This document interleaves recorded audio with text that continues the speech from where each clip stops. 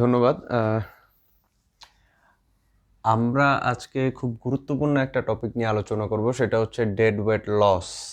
Dead weight লসে আমরা আসলে মনোপলি মার্কেটের সাথে পারফেক্ট কম্পিটিটিভ মার্কেটের একটা তুলনা করি। যেমন এখানে আমরা যে গ্রাফটা এঁকেছি, এখানে কিন্তু আমরা মনোপলি মার্কেটের বৈশিষ্ট্য এবং পারফেক্ট কম্পিটিটিভ মার্কেটের বৈশিষ্ট্য দুইটাকে আমরা মাথায় রেখে তারপরে এঁকেছি। প্রথমে যদি আমরা পারফেক্ট কম্পিটিশনের যে মার্কেটটা সেটা যদি আমরা একটু বিশ্লেষণ করি, আমরা জানি পারফেক্ট কম্পিটিশনের ক্ষেত্রে প্রাইস যেটা P is equal MR is equal AR হয়। তো তাহলে আমরা সেখানে তাহলে আমাদের ধরলাম যে পারফেক্ট কম্পিটিশনের ক্ষেত্রে ফিক্সড যে প্রাইসটা সেটা হচ্ছে P1। হ্যাঁ, P1। তো তাহলে পি আমরা জানি পারফেক্ট কম্পিটিশনে তো P is equal M R, right? P is equal M R. তো তাহলে আমার এইটা যদি আমার এম আর হয় পারফেক্ট কম্পিটিশনের ক্ষেত্রে, তাহলে এমসি ইজ ইকুয়াল এম আর পয়েন্টে ইকুইলিব্রিয়াম। তাহলে পারফেক্ট কম্পিটিশনের ক্ষেত্রে ইকুইলিব্রিয়াম হচ্ছে ই পয়েন্টে। তো ই পয়েন্টে যদি হয়, ওইদিকে আবার এইটা হচ্ছে পি এর গ্রাফ। হ্যাঁ, মানে আমার মনোপলির ক্ষেত্রে বা এই পুরো গ্রাফের ক্ষেত্রে পি ইজ ইকুয়াল এ আর। তাহলে এটা হচ্ছে আমার অ্যাকচুয়ালি ডিমান্ড ফাংশন বোঝাচ্ছে, ডিমান্ড কার্ভ। ঠিক আছে? তো এখানে আমার টোটাল যে ইউটিলিটি কনজিউমার এই গুডটা কনজিউম করে যে ইউটিলিটি পাচ্ছে সেটা হবে আমার ডিমান্ড ফাংশনের নিচের অংশটুকু।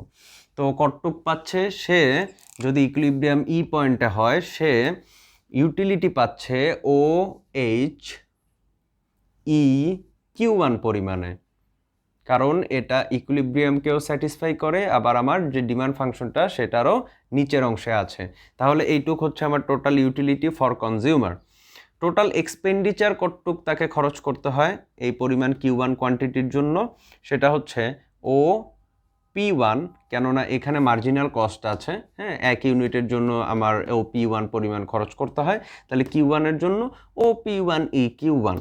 তাহলে টোটাল যে এক্সপেন্ডিচার কনজিউমারের সেটা হচ্ছে ও P1 ই Q1। ওকে, তাহলে কনজিউমারের সারপ্লাস কতটুক থাকতেছে, অর্থাৎ তার টোটাল সেই ইউটিলিটি পাচ্ছে কতটুক এবং তার কস্ট হচ্ছে কতটুক, বাকিটা কিন্তু তার সারপ্লাস। তার টোটাল ইউটিলিটি সে পাচ্ছিল ও এইচ ই কিউ1 দিয়ে, এইটুক স্যাটিসফ্যাকশন সে পাচ্ছিল, তার কস্ট যাচ্ছে এইটুক। তাহলে বাকি যে অংশটুকু এইচ P1 ই, এই অংশটুকু কিন্তু কনজিউমারের সারপ্লাস। প্রডিউসারের ক্ষেত্রে টোটাল যে রেভিনিউ সেটা কিন্তু ওই আর সমানই, যে টোটাল এক্সপেন্ডিচার কনজিউমারের সেটা সমান।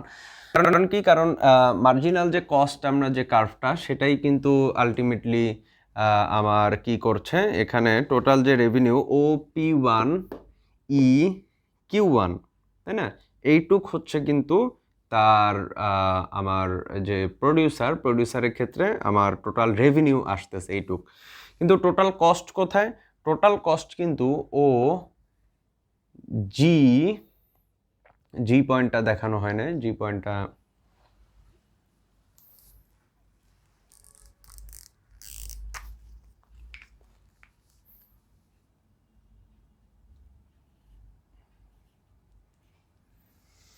ও জি ই Q1, ও জি ই Q1 এইটুক কিন্তু তার টোটাল কস্ট। জিজ্ঞেস করতে পারো কেন, কিভাবে বুঝলেন? এই যে মার্জিনাল কস্ট, তার মানে কি প্রডিউসারের এক ইউনিটের জন্য এইটুক পরিমাণ ও জি পরিমাণ হচ্ছে তার কস্ট বিয়ার করতে হয়, আর ও Q1 পরিমাণ প্রডিউস করার জন্য তাকে ও জি ই Q1 পরিমাণ কস্ট বিয়ার করতে হয়। কেন? এটা মার্জিনাল কস্ট কার্ভের নিচের অংশটুকু আমাদেরকে কি করতে হয়, বিয়ার করতে হয়। তো তাহলে টোটাল কস্ট দাঁড়ালো ও জি ই Q1, এই অংশটুকু। তাহলে প্রডিউসারের সারপ্লাস কতটুক থাকলো, এই যে P1 GE, P1 GE এই অংশটা কিন্তু প্রডিউসারের জন্য সারপ্লাস।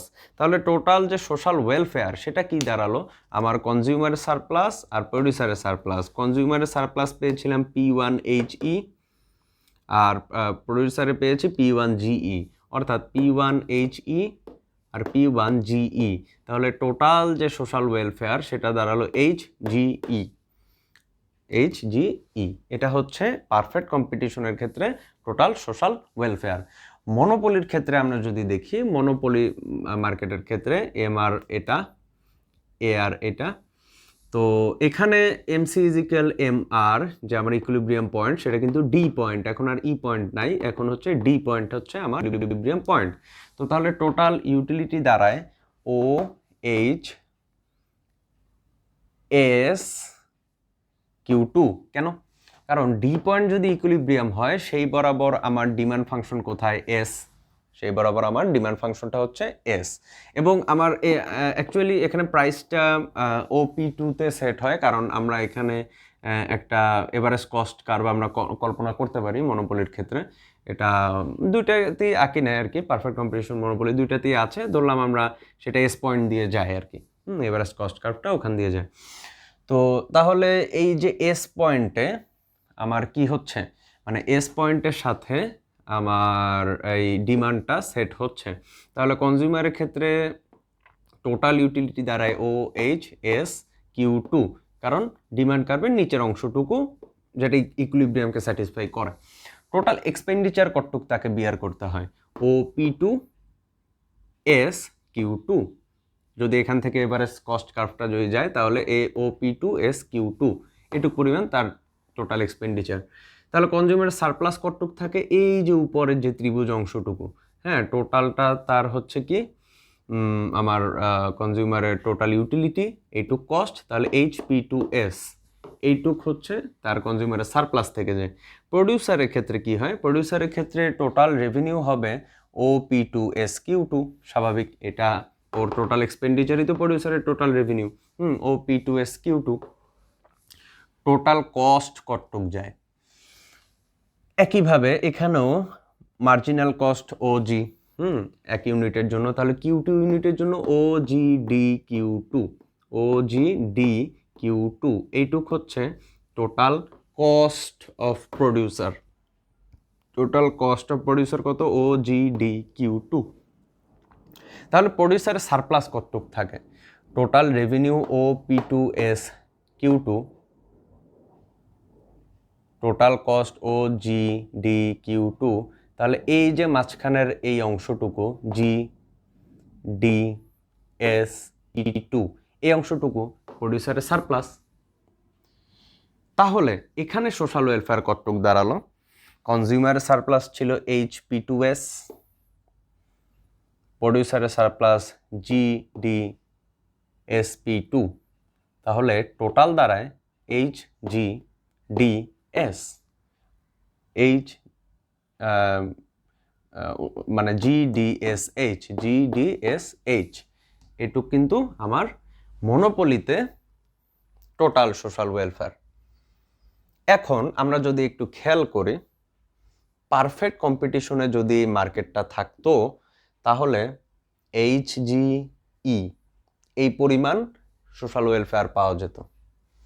মনোপলিতে থাকার কারণে পাওয়া যাচ্ছে GDSH। তাহলে এই যে অংশটুকু SDE, যে অংশটুকু, এই অংশটুকু কোথায় যাচ্ছে? মনোপলিতে থাকার কারণে এই অংশটুকু না প্রডিউসার পাচ্ছে, না কনজিউমার পাচ্ছে, অর্থাৎ কারোই সারপ্লাসে বা সোশ্যাল ওয়েলফেয়ারে এই অংশটুকু যুক্ত হচ্ছে না। এই কারণে এই SDE এইটাকে আমরা বলবো ডেড ওয়েট লস, অর্থাৎ এইটা সোশ্যাল ওয়েলফেয়ারে যুক্ত হচ্ছে না, না প্রডিউসার পাচ্ছে, না কনজিউমার পাচ্ছে, এবং এটাকে আমরা ইনএফিসিয়েন্সি বলতে পারি।